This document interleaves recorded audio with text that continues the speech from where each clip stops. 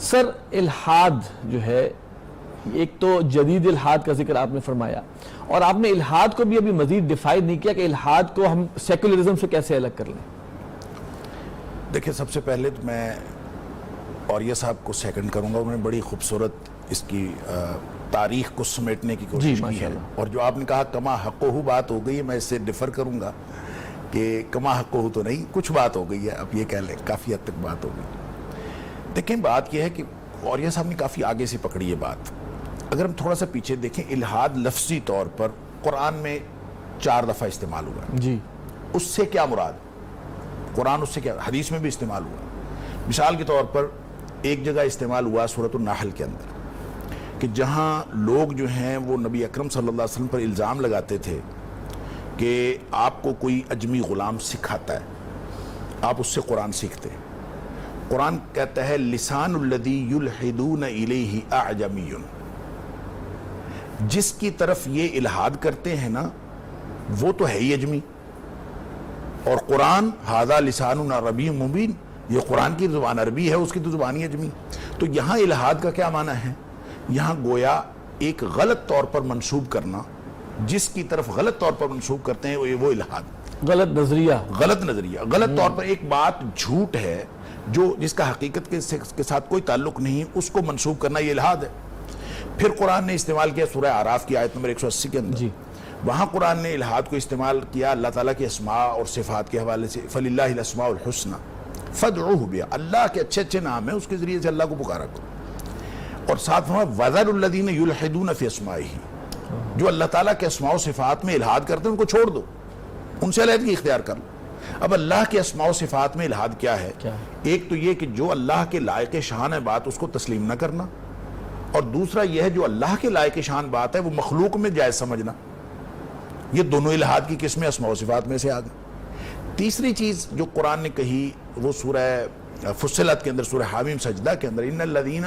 یلحدون فی آیاتنا لا یخفون علینا، جو لوگ ہماری آیتوں میں الحاد کرتے ہیں وہ ہم سے چھپ نہیں سکتے۔ تو اس کا مطلب یہ ہے کہ کوئی ظاہری تدبیریں ہوتی ہیں، کوئی باطنی تدبیریں ہوتی ہیں، بہرحال اللہ کی آیتوں کا انکار ہوتا ہے، اور جب آپ اللہ کی آیتوں کا انکار کرتے ہیں تو وہ الحاد ہوتا ہے۔ تو لفظی طور پر لحد ایک طرف ہٹ جانے کو کہتے ہیں، جب ایک طرف سے آپ ایک طرف ہٹ گئے تو کتنا ہٹے ہیں اتنا الحاد، راہ حق سے ہٹ گئے۔ پھر قرآن میں ایک لفظ سورہ حج میں استعمال ہوا ہے مکہ مکرمہ شہر کے بارے میں، کعبۃ اللہ کے بارے میں، وہاں اللہ کریم نے یہ بات ارشاد فرمائی وَمَن يُرِدْ بِالْإِلْحَادٍ بِظُلْمٍ، جو شخص اس شہر کے اندر وَمَن يُرِدْ فِيهِ بِإِلْحَادٍ بِظُلْمٍ نُذِقْهُ مِنْ عَذَابٍ أَلِيمٍ، جو اس شہر کے اندر الحاد کا ارادہ کرے،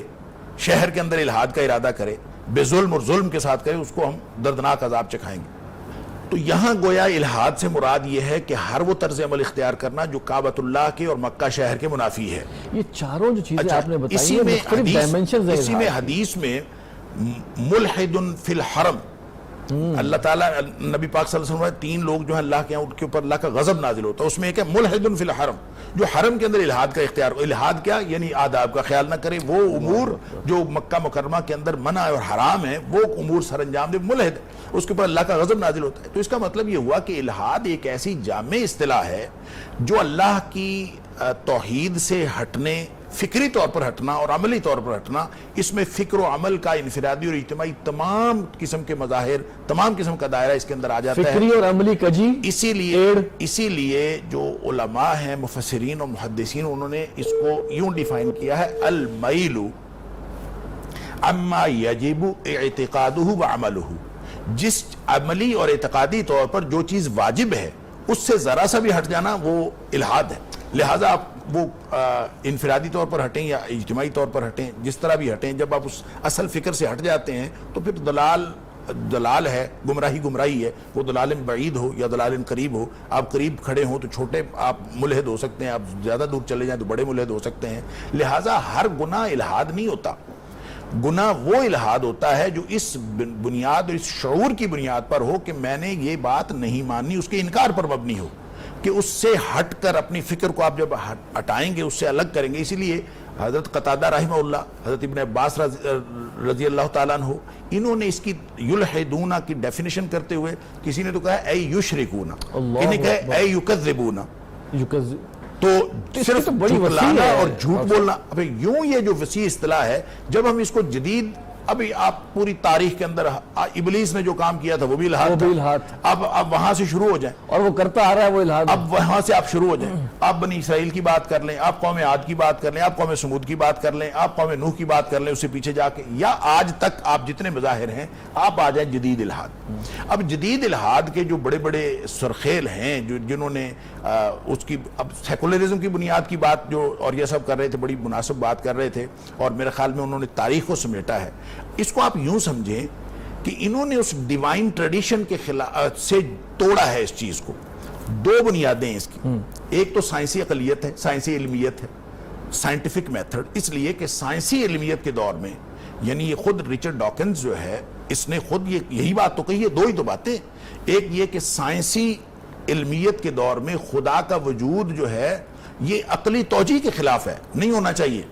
اور دوسری بات ہے یہ عیسائیت کا رد عمل ہے، وہ کہتے ہیں مذہب ہے ہی خوفناک، اور اصل میں صدیوں میں جو عیسائیت نے ان کے اوپر، جس کو وہ ڈارک ایجز کہتے ہیں، جو پوپ کی بات کر رہے تھے اور یہ صاحب، تو ان کے اوپر ایسے مظالم ڈھائے ہیں کہ ایک فطری طور پر ریوالٹ ہوا ہے، اور وہ ریوالٹ تو بنیادی طور پر کرسچینٹی کے خلاف تھا، عیسائیت کے خلاف تھا، لیکن عیسائیت کیونکہ ایک مذہب تھا، لہٰذا انہوں نے کہا دنیا کے سارے مذاہب اسی طرح کے ہوتے ہیں، لہٰذا یہ اصل میں جو اینٹی کرائسٹ یا اینٹی کرسچن جو تحریک تھی، عیسائیت مخالف تحریک تھی، وہ مذہب مخالف تحریک بن گئی، لہٰذا کوئی سائنسدان آیا ہو، کوئی سوشل سائنٹسٹ آیا ہو، کوئی ان کا یعنی معاشی مفکر آیا ہو، ہر ایک نے اپنی بنیادی ذمہ داری یہ سمجھی ان مسلمات کا بنیادی طور پر انکار کیا جائے جو مسلمات مذہب سے جڑے ہیں، لہٰذا مذہب سے جڑی ہر بات کا انکار کیا گیا، اور ضرورت تھی چاہے نہیں تھی۔ اگر آپ اس پوری انلائٹنمنٹ کی اور یہ جو تحریک اصلاح مذہب کے اور اس کے بعد جتنی یعنی جدیدیت آئی ہے، اس کا آپ اگر تجزیہ کریں اور اس کو بنیادی طور پر ایک فکرے یا ایک اصطلاح میں اگر آپ اس کو پرونے کی کوشش کریں، وہ انکار ہے۔ لہذا انکار کرنا تھا ہر مذہب کا اور مذہب کی ہر بات کا، تو اس کی بنیاد خدا کا وجود تھا، لہذا خدا کے وجود کا بھی انکار کر دیا۔ خدا کے وجود کی ضرورت اس لیے نہیں رہی، بائبل میں صدیوں سے ایک لفظ استعمال ہو رہا تھا مین کائنڈ، اس مین کائنڈ کو بدل کے ہیومن کائنڈ کر دیا گیا۔ فرق کیا ہے؟ ہیومن کا کانسیپٹ یہ 18ویں صدی یہ جدید دور کا ہے، وہ کانسیپٹ یہ ہے کہ ایک ہیومن جو ہے وہ سوچ سکتا ہے، لہٰذا آپ کانٹ کی بات دے لیں، ڈیکارٹ کو دیکھ لیں، ہیوم کو دیکھ لیں، وہ سارے اس بات پر متفق ہیں، اور انہوں نے یہ تصور دیا ہے کہ انسان کو اللہ نے سوچنے کی، اللہ نے دی ہے، وہ کہتے ہیں انسان کے اندر بائی ڈیفالٹ سوچنے کی طاقت موجود ہے، وہ جو سوچنے کی طاقت موجود ہے اس کو اپنی خواہش کی تکمیل کے لیے عقلی طور پر کوئی چیز روک نہیں سکتی، اور اس کو یہ اختیار ہے جو چاہے وہ سوچے، جو چاہے وہ کرے، لہٰذا اس کو کسی مین کائنڈ کی ضرورت نہیں ہے، کسی ڈیوائن رہنمائی کی ضرورت۔ تو جدید الہاد کی ابتدا آپ کہاں سے کر رہے ہیں؟ جدید الہاد کی ابتدا اس دن ہو گئی تھی جس دن عیسائیت کے خلاف رد عمل ہوا تھا، اور اس رد عمل سے ایک فکری انتشار پیدا ہوا ہے آزادی کے نام پر، اس سے یہ ساری چیزیں نکلی ہیں جس کی طرف، اور یہ صاحب بھی کہہ رہے تھے کمیونزم بھی اسی سے نکلا ہے، سیکولرزم بھی اسی سے نکلا ہے، حتیٰ کہ میں تو کہوں گا کہ نیشنلزم بھی اسی سے نکلا ہے، لبرلزم جس کو آپ کو کہتے ہیں۔ دیکھیں لبرلزم ہے کیا؟ آزادی کو بطور عقیدہ تسلیم کر لینے کا نام لبرلزم ہے۔ یہ ایک امریکی مفکر ہے جان رالز، اس نے 1993 میں غالباً کوئی کتاب لکھی تھی پولیٹیکل لبرلزم، اس میں وہ لکھتا ہے کہ آزادی کو جو بطور عقیدہ تسلیم نہیں کرتے، جو لوگ آزادی کو بطور عقیدہ تسلیم نہیں کرتے، ان کا علاج دلیل نہیں ہے، گولی ہے، ان کو زندہ رہنے کا حق نہیں ہے۔ اب یہ لبرلزم کی جو لبرلزم کے علم بردار ہیں وہ اس کی، اب یہ ساری چیزیں اصل میں خدا کے وجود کے انکار کی یہ ساری کی ساری آف شوٹس ہیں اور اس کے مظاہر ہیں۔ آپ اس میں سے ہر شخص نے اپنی سہولت کے مطابق، جب ہیومن بن گیا انسان، ہیومن اصل میں ورسس گاڈ تھا، یہ خدا کے مقابلے میں ہو گیا، اب خدا جو ہے اس کی ضرورت نہیں رہی، اب میں خود سوچتا ہوں، میں خود عمل کرتا ہوں، لہٰذا میرا ٹارگٹ کیا ہے؟ سرمایہ، کیپٹلزم ہو یا اس کے مقابلے میں آپ سوشلزم، ہم تو مقابلے کی بات کرتے ہیں نا، سوشلزم کیپٹلزم کے مقابلے میں ایسا کچھ نہیں ہے، وہاں بھی بنیادی قدر سرمایہ ہے، وہاں بھی بنیادی قدر سرمایہ ہے، یہ تو صرف اس کی تقسیم کا مسئلہ ہے کہ اس کو کیسے تقسیم کرنا، لہٰذا بنیادی طور پر وہی بات جو عوریہ صاحب نے کہی، ایک ریوالٹ ہوا ہے مذہب کے خلاف، اور اس کا بنیادی نقطہ انکار ہے، ہر مسلمات کا انکار اور خدا کے وجود کا۔ ڈارون ہے، کیا ضرورت ہے اس کو، اپنی جو اوریجن آف سپیشیز کا نظریہ اس نے دیا ہے وہ شاید ویسے بھی قابل قبول تھا، لیکن اس نے خدا کا انکار کرنا ضروری سمجھا۔ کیوں؟ اس لیے کہ اگر وہ خدا کے وجود کا اقرار کر لے تو اس کا مطلب ہے عیسائیت کی باقی باتیں بھی ٹھیک ہو جائیں گی، اور مذہب کی باقی باتیں بھی ٹھیک ہو جائیں گی. تو مذہب کے ہر مسلمات کا انکار آتا ہی اس میں ہے کہ خدا کے وجود کا انکار کر دیا جائے.